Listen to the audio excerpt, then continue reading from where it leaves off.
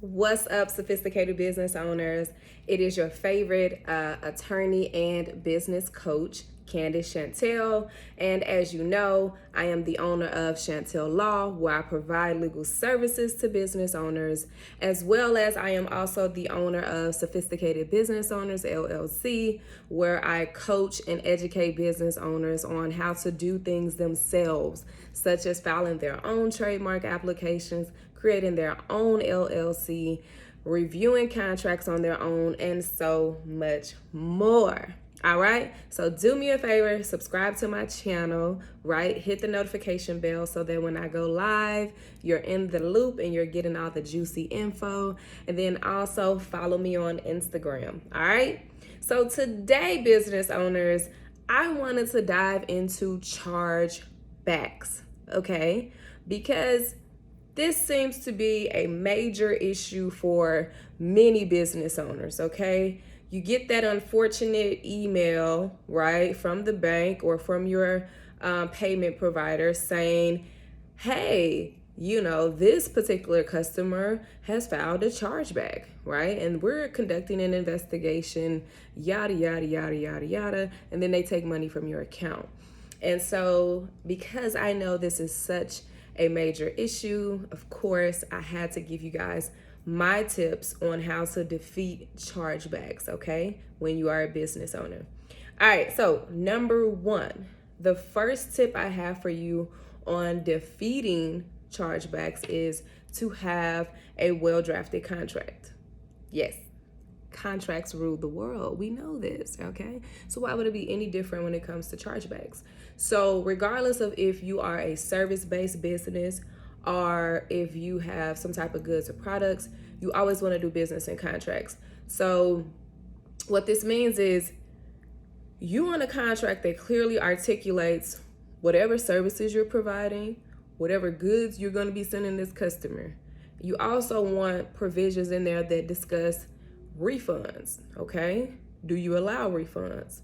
Is there a certain deadline in which refunds are accepted, right? Do you have a 30-day window when you allow refunds? Or is it your process or policy that there are no refunds, but maybe a person can get an exchange? You know what I mean? Like whatever your process and procedures are for your business, it needs to be clearly articulated in the contract, okay? But you don't just want to have a contract and that's it. You want to make sure that the customer signs the contract. So you want an electronic, you can use any of the electronic companies. You have DocuSign, HelloSign. It's a lot of electronic companies that allows you to send documents back and forth, and they record and timestamp when the person signed it, what email, all that stuff. So that way it eliminates any allegations of fraud and all that. So you want to make sure you send over the contract for them to sign, or either maybe have it embedded in your website already so that before they can check out and actually purchase the product, right, or the service, that there is a, contract section where they have to scroll through the contract and at the end they have to sign it, right?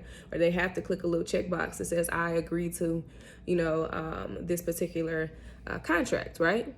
So you definitely want to make sure, one, it's a well-drafted contract that they sign, being the customer or client, that they sign it, okay? That is going to be crucial to whether or not you're going to be able to defeat their chargeback, okay? The contract is essential, all right? And the second thing is when you're trying to defeat a chargeback is when you get that notification from the bank that someone has initiated a chargeback, you want to make sure you respond in a timely manner. So number two, always respond to the bank in a timely manner. Okay. I know a lot of times as business owners, we get busy and sometimes we get overwhelmed with, all of the ongoings of being a business owner. And so you probably didn't plan on having to sit down and deal with a chargeback or whatever, but unfortunately, you either respond or you automatically lose by default, okay? So don't procrastinate, don't put it off.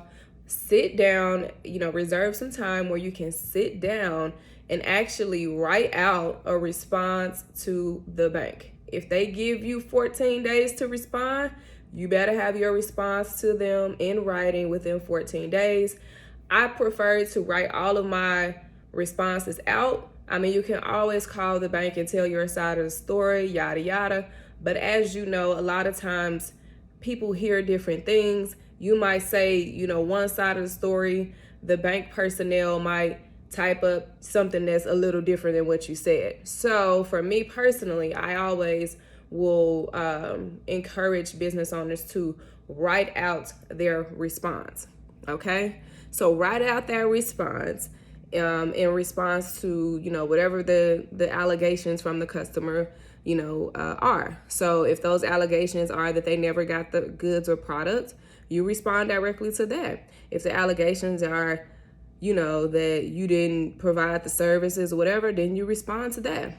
But it won't just be any old response, okay?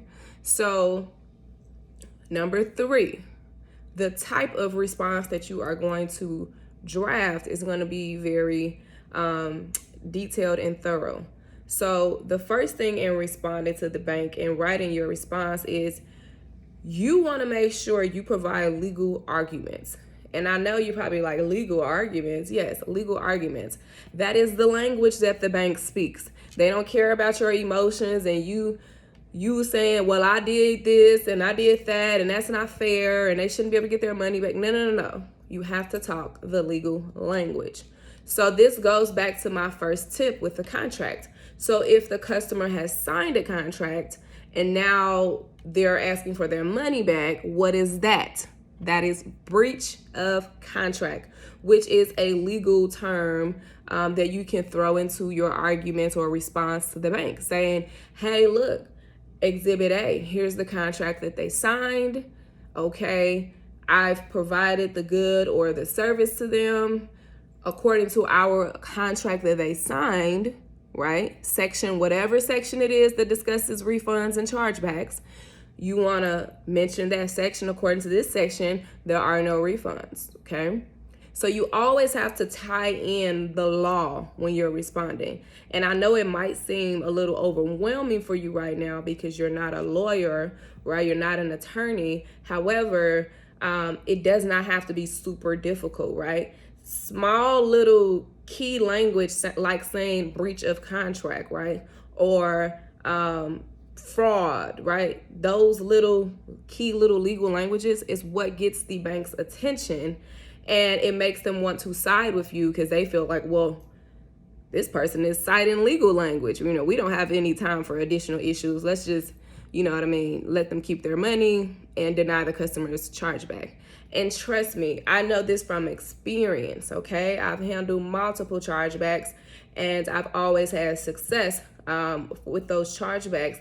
And the main thing that I do compared to what I notice some other people may or may not do is that I always bring the law into it somehow or another, right? I'm always saying, if you give this person their money back, it's going to constitute a breach of contract. If you give this person their money back, this is going to be consumer fraud or, whatever it is. I'm always tying in the law because, again, these banks, that is the only thing that's going to get their attention. And so you have to somehow bring in, legal language, okay? So that is the third thing, respond with legal language. The fourth thing is, in your response, you want to make sure you provide any and all evidence that you have. So we already discussed the contracts. We will provide a copy of the contract that the customer signed, of course. So that's one piece of evidence. Other types of evidence that you might want to include in your response as exhibits is you want to include also, maybe you have some text messages between you and the customer that further helps your side of the story. Always, screenshot those messages, right? Upload them in a PDF and attach them to your written response, okay? You might have an email thread between you and this customer that supports your side of the story or whatever. download that email thread, attach it to your response. Whatever evidence that you have, you want to make sure that you attach it.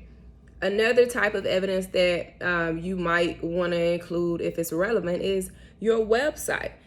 If you have a website that, specifically says no refunds, or if you have a website that specifically, addresses whatever issue is the basis for the customer's chargeback, screenshot the website, upload that as evidence. Hey, look, here's my website right here. Okay. So that is the fourth thing. Always, always, always provide evidence. It's one thing to provide a written response and to say, no, they don't deserve the money back for these reasons, but it helps you even more when you can support your written arguments with evidence, right? That makes you more credible to the bank, okay? Instead of just saying, writing out, hey, I got a policy with no refunds, blah, blah, blah. Show the bank that you are being truthful. Not only are you writing it and telling them, but you're showing that you're credible. Hey, look, here's the contract. Here's the provision C, or whatever section it is, that says no refunds, okay? Don't just say, hey, I had a text message conversation where I confirmed that this person was aware that it's no refunds. Send a screenshot of the text messages, right? Okay, so always provide whatever evidence you have, and you want to overload the bank. Don't be stingy and just give one or two things. Give whatever you have that supports your side of the story. Overload them, because it's really about who's more credible and who can prove that they're more in alignment with the right side of the law. Okay, so that's the fourth thing.